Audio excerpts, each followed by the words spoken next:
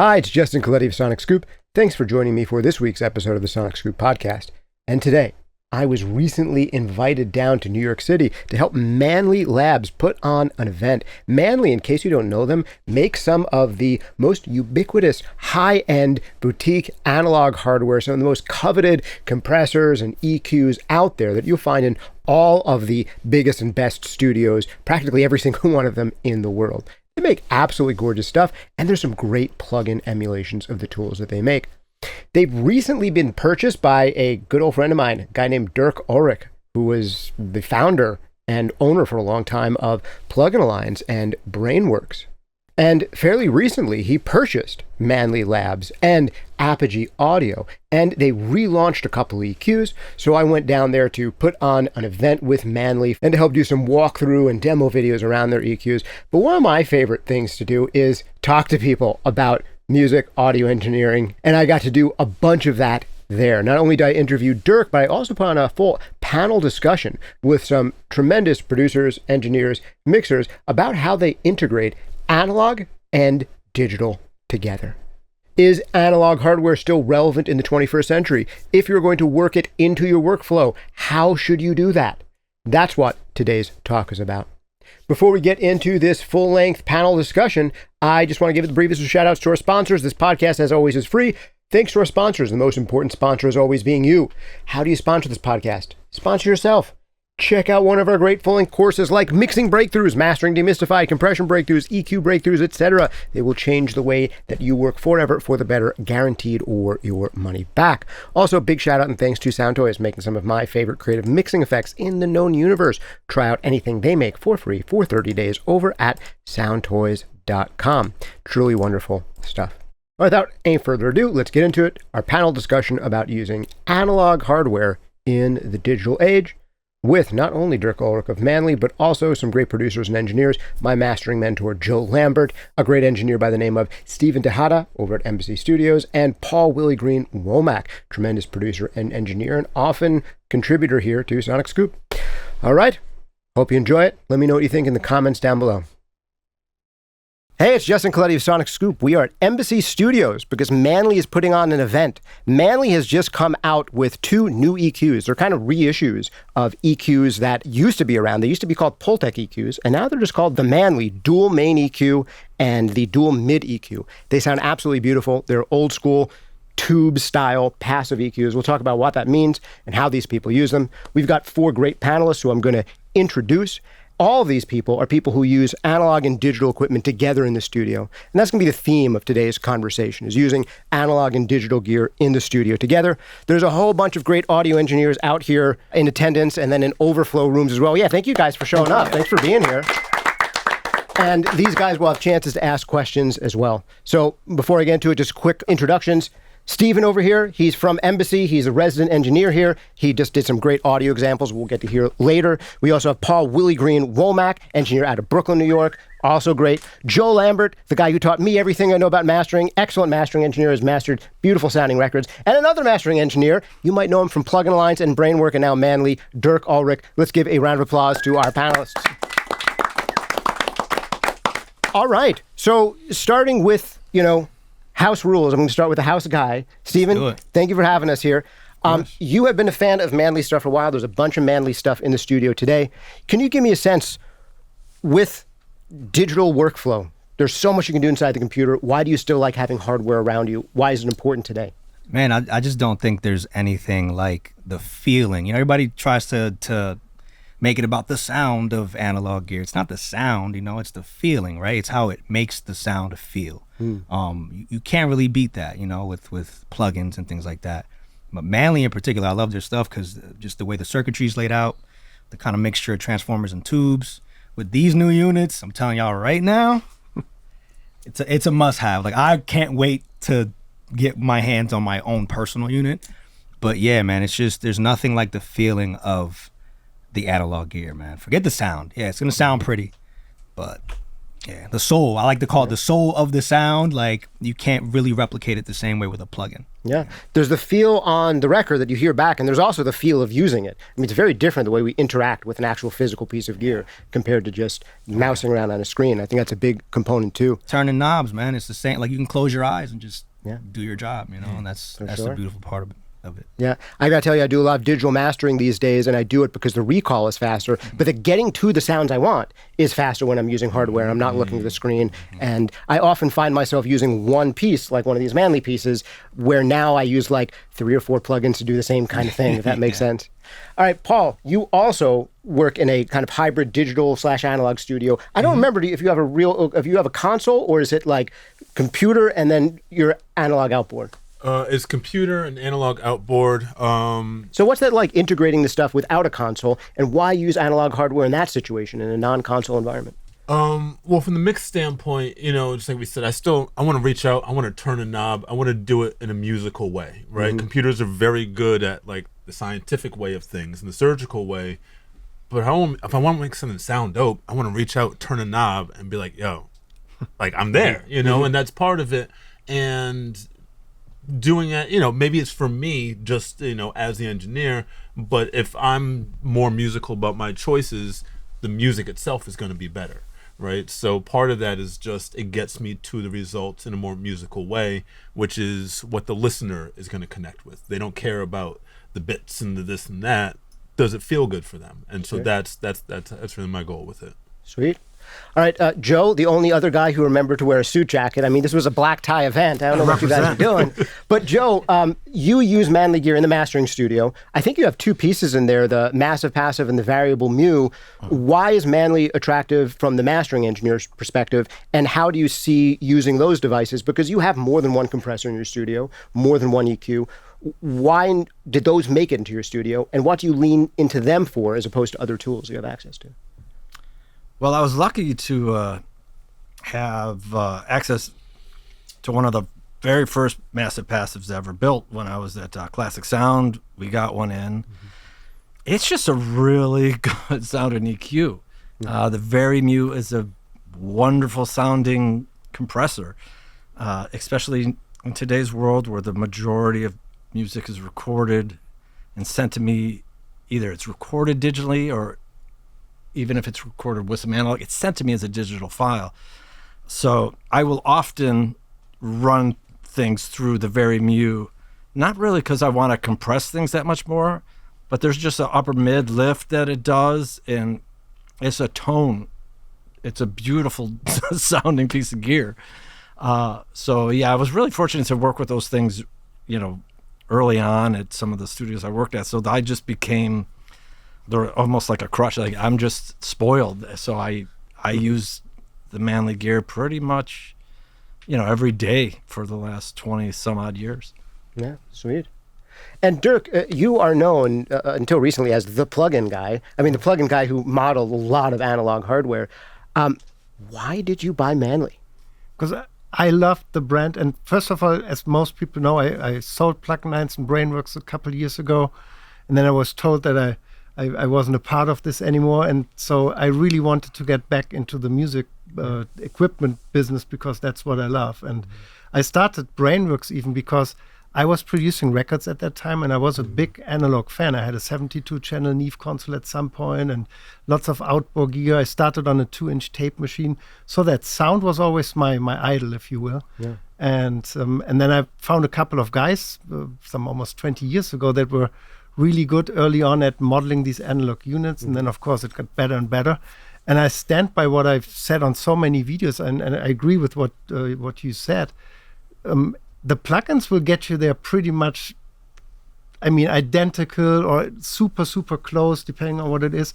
I've also said sometimes, let's say the sound is 98%, but now you have recall and automation. Maybe the plugin is 105% compared to the hardware, not just 100 or 99.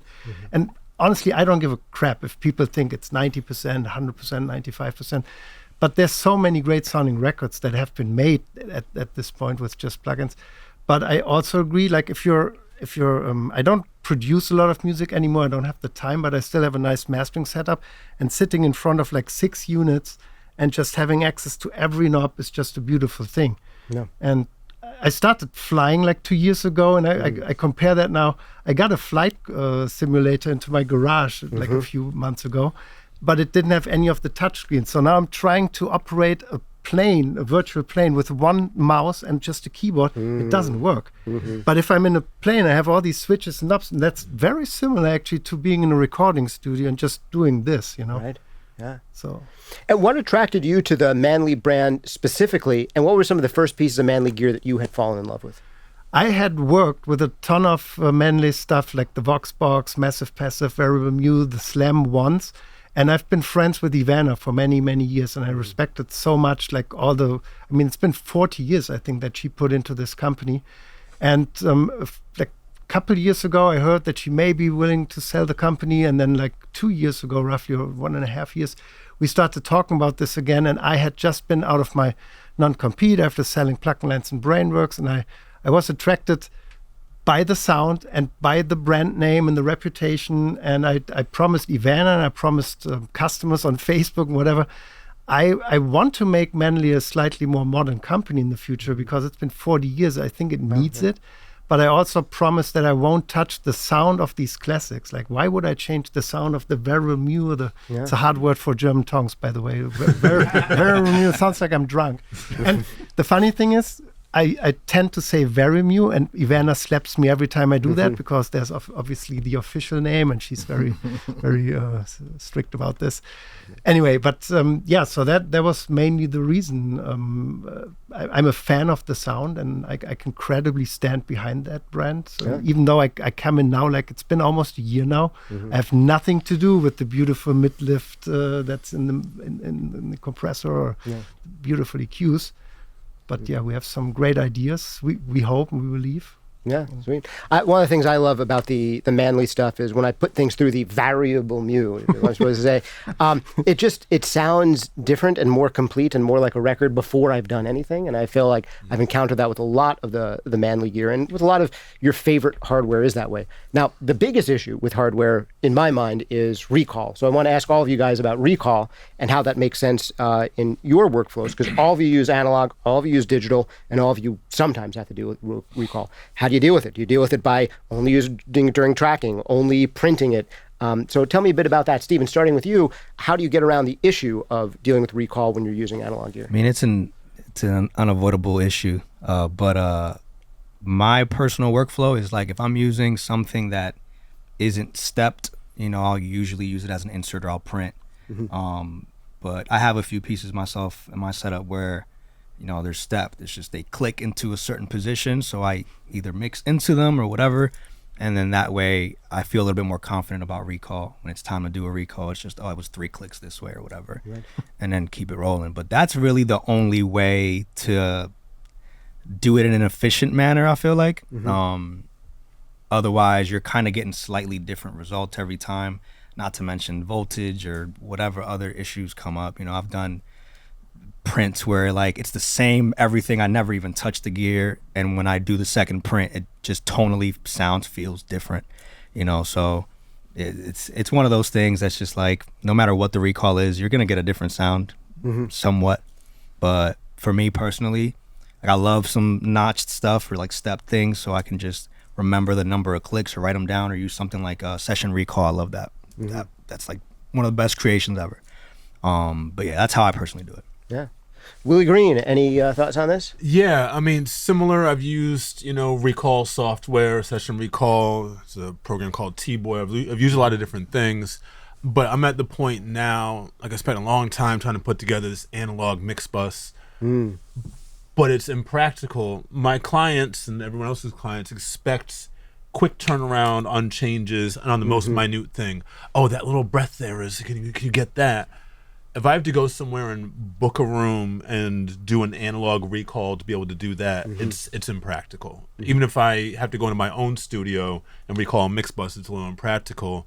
So at this point, I'm only using analog hardware on something I can freeze or I can print. Yeah. Right? And then my client at 11 o'clock is like, hey, I need the vocal up a dB, but this needs to be out, blah, blah, blah. I can do it from my couch at home.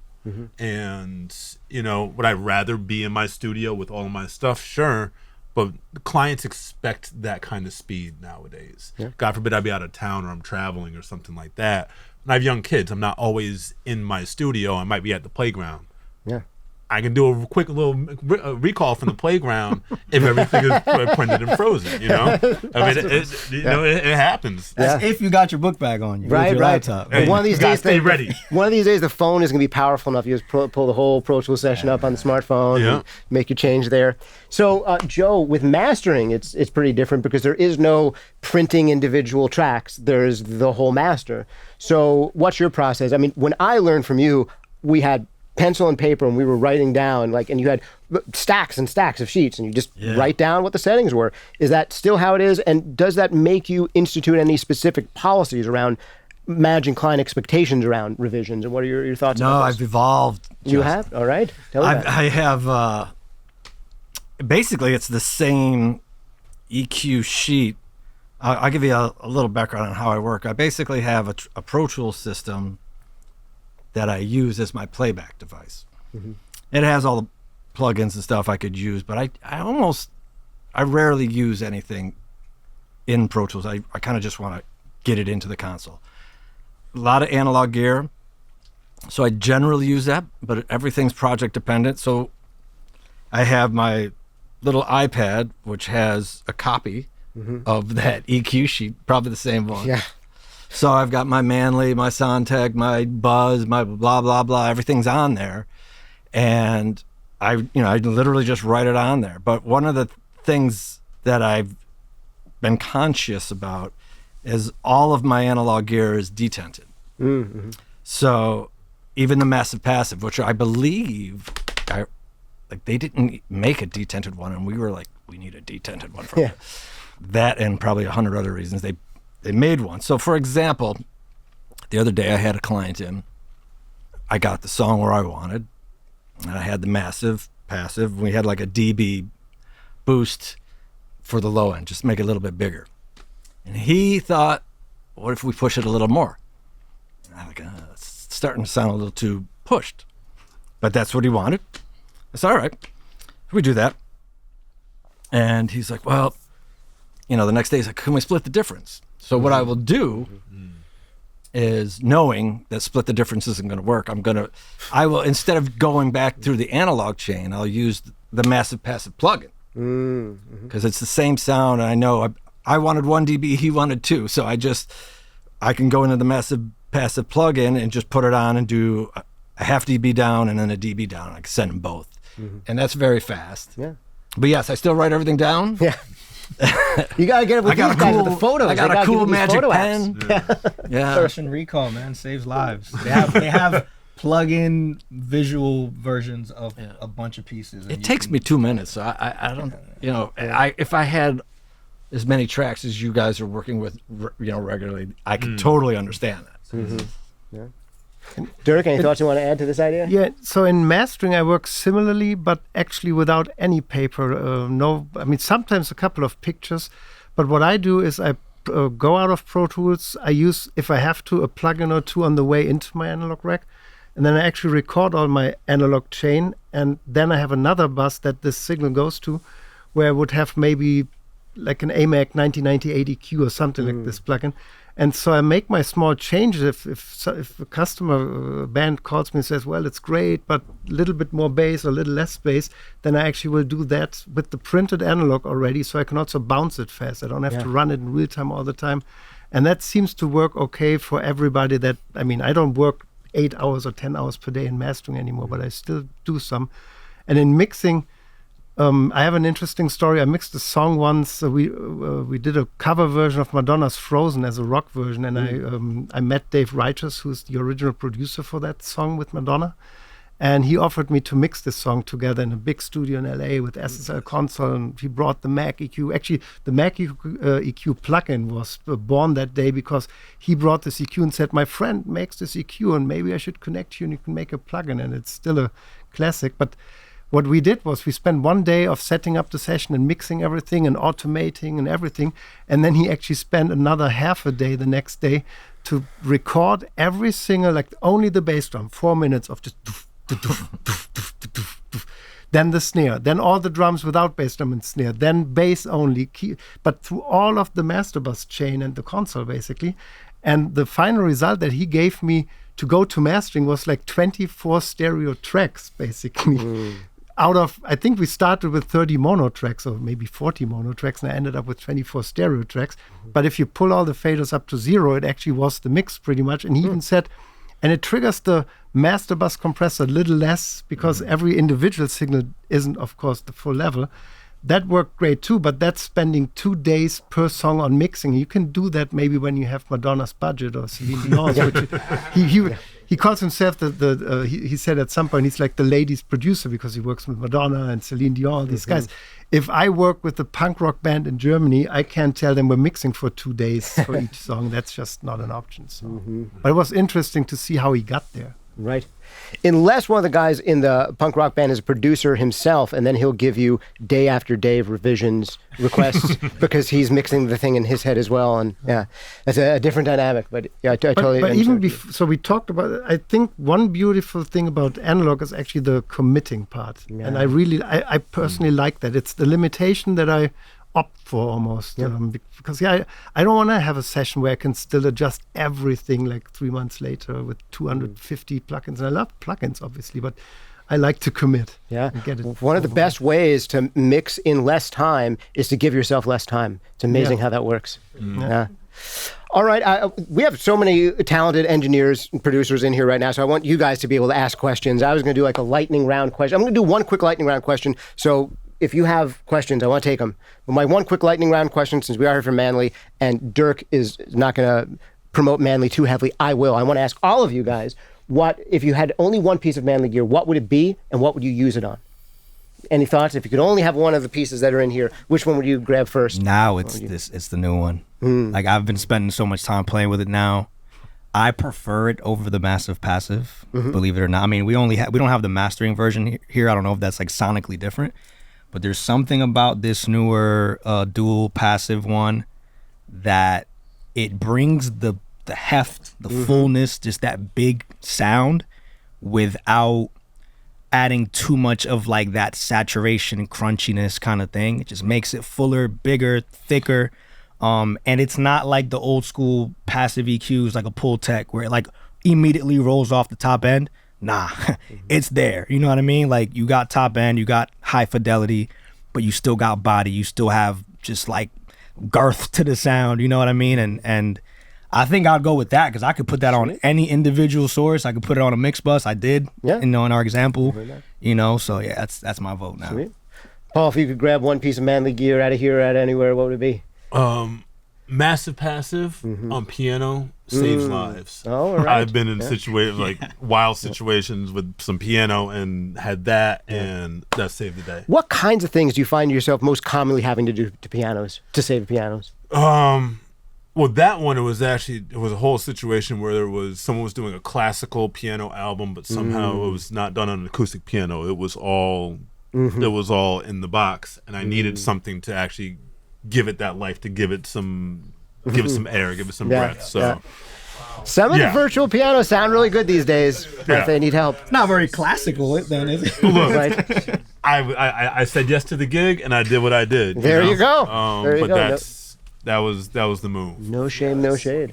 Mr. Joe Lambert, you have two pieces of Manley gear in there. Which do you think you get more? They're very different. You got the Massive Passive, you got the Vari-Mu. Which do you think like it would be harder to live without for you?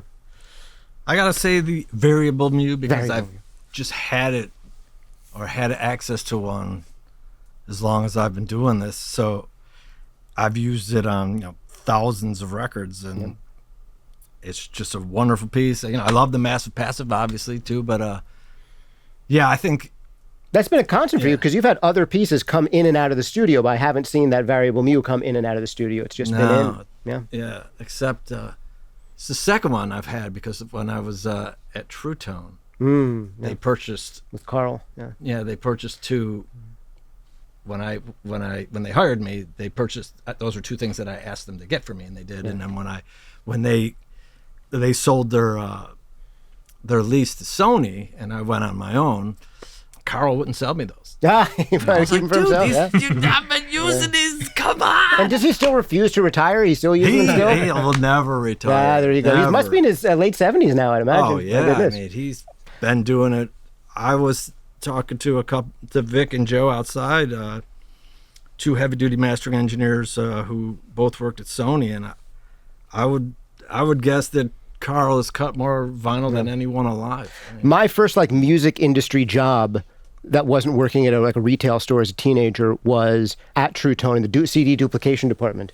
So I got to know Carl there. Always trying to sneak into the studio, but they're like, no, you go make CDs. All right, Dirk, this is going to be the hardest question for you because you're the only person here who owns all the Manley gear. And now they're all your babies. Many of all of them. Yeah. Actually, too many. Right? Yeah, right. Sell them to some of us. So it was an interesting experience when I asked the team from California to send me one of each, and we moved back to Florida. you're just bragging now. Quick flex. What I was going to say is I didn't have deep experience with all of the units. I knew some better than others. Yeah. And so there were a couple of surprise moments. The one thing that really got me was the Slam mastering compressor adds some kind of almost like a Transient Designer type of punch to everything. And if I record into my Pro Tools back, I almost need no limiter afterwards to get to a level of loudness that I usually go with the limiter to 5 dB or 6 dB, and I'm at 2 dB at any with an Ozone Maximizer or Brainworks limiter or anything really. And it almost doesn't matter at that point where I was trying so hard sometimes to get to that level while making it still sounding okay. Yeah. And that's very surprising to me because it's not the unit that I see very often. But Yeah. And No, I it's- agree it's with an- what you said. somewhat The overlooked. variable mu is beautiful because you basically don't need to really. I mean, the needle almost doesn't have to move, Yeah, and it just it's adds still a mix. something. It's not to tame your dynamics or anything in this case. It's really Right. more like a tone box. For sure. All right, that's enough questions for me. I want to see if you guys have anyone out there in the field have questions. Yeah. Since we're talking about the variable mu so much, the variable mu to me has always online and just in general just had this mystique around it. I feel like a lot of people haven't been able to really touch it and feel and understand what it sounds like. For you, in the mastering situation, what do you notice about why that works for you so much in mastering versus, say, for instance, PCA or any of the other formats as far as compression is concerned? So Good question. I've posted a picture of my rack on Facebook the other day, and it's a chain of 6 units or 5 units. The variable mu is number 1, and it just almost prepares the signal to get into the rest of the chain and tame it a little bit, but adds some kind of mojo also, and it just works. If I hit the level right, I don't have to do anything with it really. So I keep hearing that sentiment. Everyone just says, I literally don't do But it. then it's also, I mean, I'm a big fan also, for example, of the Elysia Alpha compressor. And I mean, the stuff you can do with this box, if you know how to operate it, it's almost magic, right? It's like, do this and you do that. That's not the same thing, but if I want something that gives me that tone, basically. Joe, can you take the same question? Because you used on so many records and you have a different compressor in there that you use on other sources. What do you notice about what the variable mu does? What are you trying to get it to do? Yeah, I think there's my two main compressors is one is the variable mu and the other is the Prism MLA2. Yes, the Mass Select really fast one. Yeah, both are wonderful, but they just sound totally different. Yeah. So when I put a song up on the desk, I just basically go by my reaction. If I think this song it's been hit hard, it's dark, I'm gonna start with the Manley. And if I hear this song is really loose, it's a little too dynamic, the top is extended, I know I'm gonna start with the Prism. I might not end up there, but that's just kind of how my brain works. The two things, the Prism doesn't really have a sound. I can hit it pretty hard, doesn't really change the character. And sometimes that's what I want. And there's other times where I want to give it character. So I'm going to gravitate towards the Manley for that exact reason. This is almost exactly what you told me the first day I was in your studio learning how to use your system. And the exact sentiment stuck with me. Is how I think about it. It changed the way I think about compression. That, when you have this really fast attack, Prism Mass Select MLA2, you can catch transients, you can dynamically control things, you can smooth things without changing the sound too much, but you can make things a little less pokey in a way. and a little less unruly. But then with massive passive, especially the way you like to use it, where you're often going for medium and medium slow attack times, you almost like let the attack through, and the sound becomes more vibrant and in a way almost more dynamic, even though you're adding compression.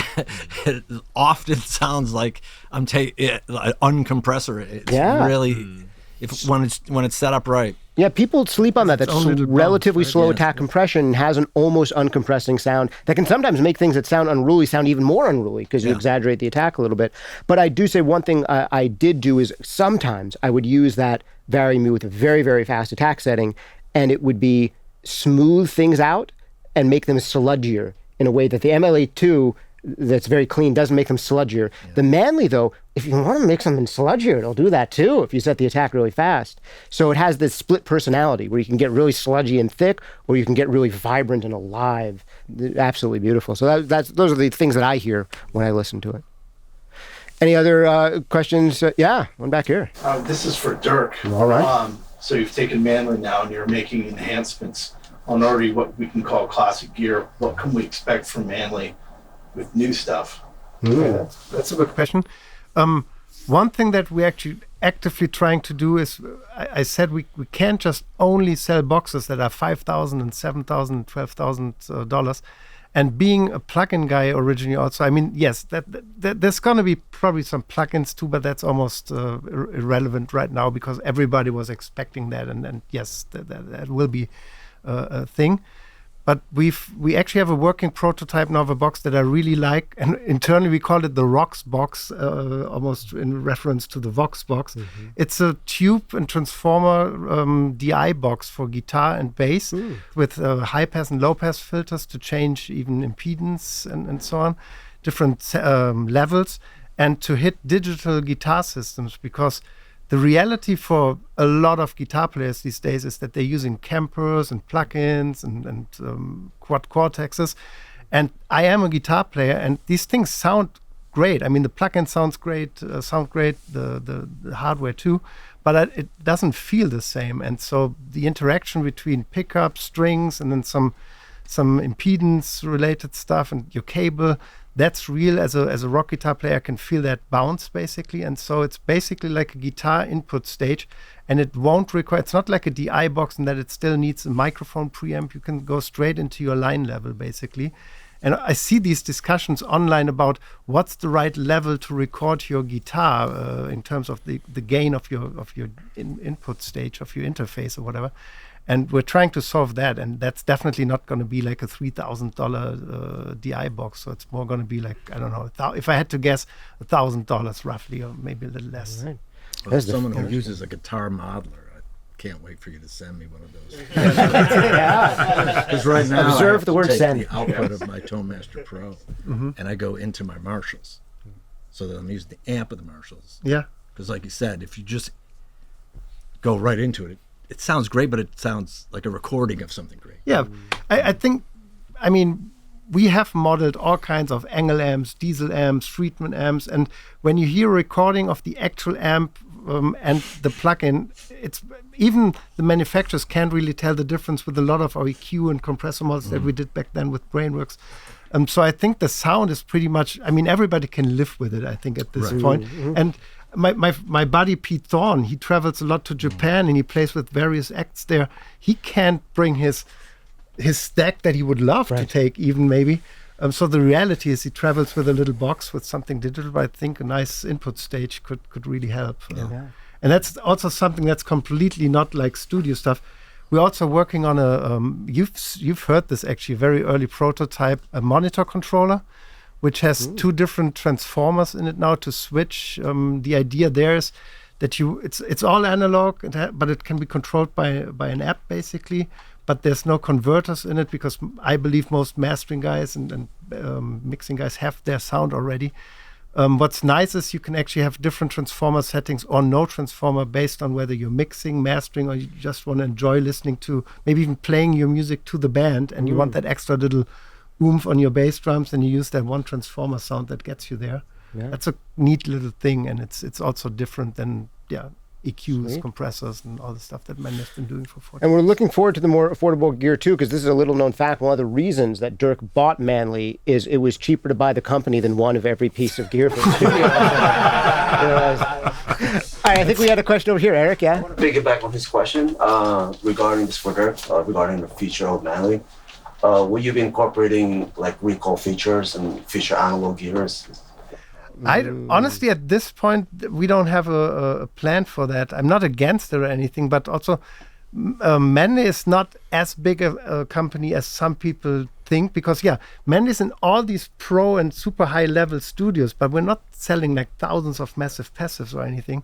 So the and these boxes, as you rightfully said, they're already $7,000 and $10,000, and we can't make them for. I mean, we would sell them for $2,000 if it was possible, because I also believe we would sell quite a few more. But if we now add Total Recall and motor pods or whatever, I mean, who's going to buy a $25,000 mastering EQ? And there are companies that I respect, like Ham Audio, for example, and others. They're making more modern things, and also these units are still made in California, which is not the cheapest place on earth to produce stuff. But I also don't want to buy Manley and shift it to China and just make cheaper versions of everything just because. So, thank God. But and being somebody who, like I myself, I don't use any recalls and paper even when I work on actual stuff. So I mean, if there's a place for everything, but I don't see Manley doing that right now. I think we need to enhance and fix other things and maybe come up with some completely new stuff. All right, I think we have time for one last question. Then we'll have to close it down. So, I fell in love with the ELOP. Was my stereo ELOP. Yeah, was like, there's one right down here. And as a salesperson as well as someone facilitating places, there was a box that would immediately change people's setup. And, it was a much simpler box in some ways than the Verimue. I remember when the Verimue came out too, a lot of people, it took a minute. In some ways, people did just run audio through it because immediately you got a result. And then it's such a capable unit that you really knew how to adjust your parameters to get the most out of it. But do you have any plans to update the ELOP? What would you update in it? I mean, No, I just, it's obviously done a great job of being, but I saw it coming out with the new, new version of the EQ. All the newer Manley units already have the modern power supply, which Ivana and the team developed like some 8 or 10 years ago. Some of the classics still don't. We're actually working on a new version of the Verimue right now, which has this new power supply. And believe it or not, there's 16 different versions of the Verimue. I'm just going to say Verimue from now on because I just can't say the original name. Historically, there's always been European voltage and US voltage. And then there's a mastering version and the regular version, and then MS mod, T-bar mod, and the works, which has everything. That totals to 16 different versions. And so we made a decision that we're only making the version that has everything except for the MS matrix, because I believe most people are using external MS matrices these days, whether it's the backbone or an SPL or something. And then it's going to be the mastering version with the detented knobs, or the standard version, basically. That takes a lot of our R&D time already to even do that, and we're going to go through all of these. Then we released the new logo, of course. We're going to update these units too.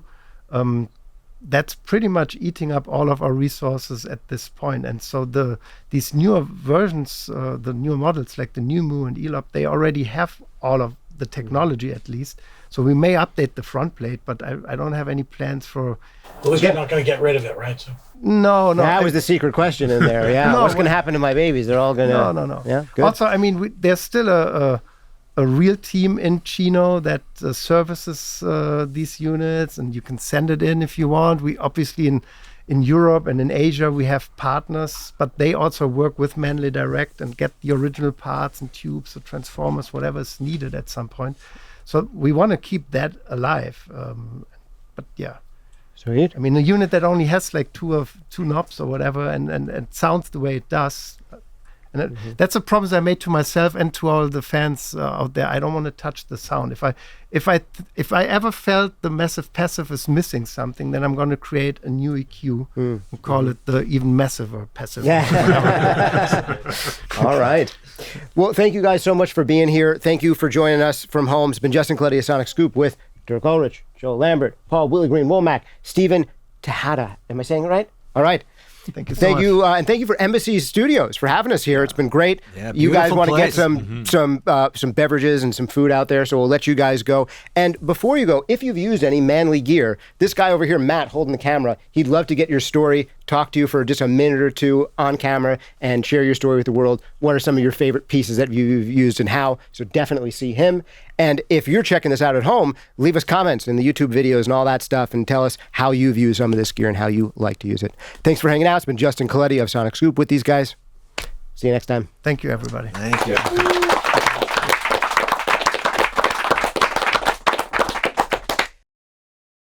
All right, big shout out and thanks once again to our panelists. And thanks to you for hanging out. Remember that this podcast is free to the public thanks to our sponsors, and our most important sponsor as always is you. How do you sponsor this podcast?